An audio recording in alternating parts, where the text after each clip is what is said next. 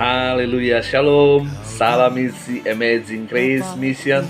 Puji Tuhan saudara, saya percaya hadirat Tuhan, pengurapan Tuhan, penyertaan Tuhan, itulah yang memberikan kita selalu kekuatan dan pengharapan di dalam Tuhan.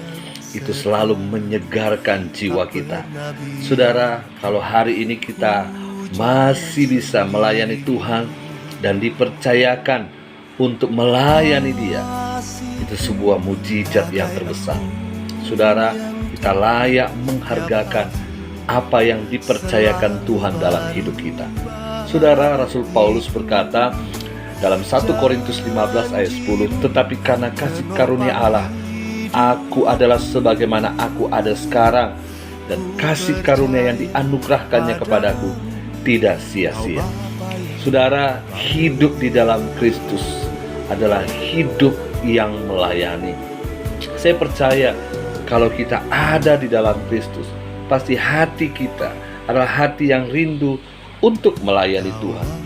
Saya percaya juga bahwa buah adalah bukti bahwa kasih karunia yang dianugerahkan kepada kita tidak sia-sia.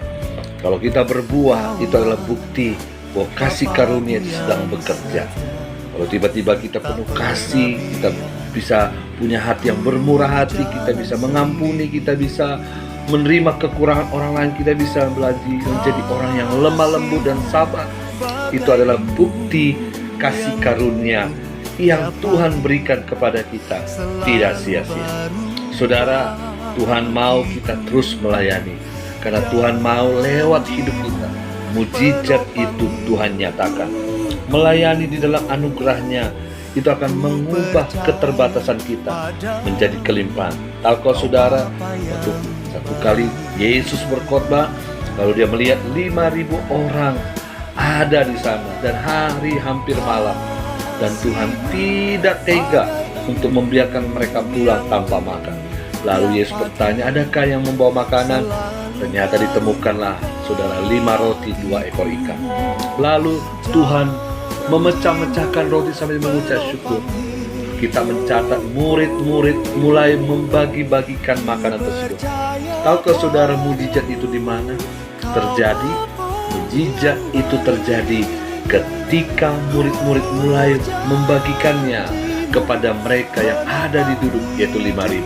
Saudara, mujizat akan terjadi di dalam hidup kita ketika kita mulai melayani, ketika kita mulai membagi Injil kepada banyak orang. Di sanalah mujizat akan kita alami. Saudara ingin mengalami kemurahan dan kuasa Tuhan, beritakanlah Injil.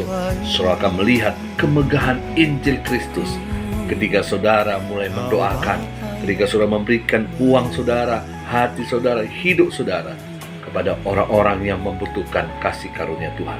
Tetap semangat, apapun yang terjadi, Tuhan Yesus baik. Shalom.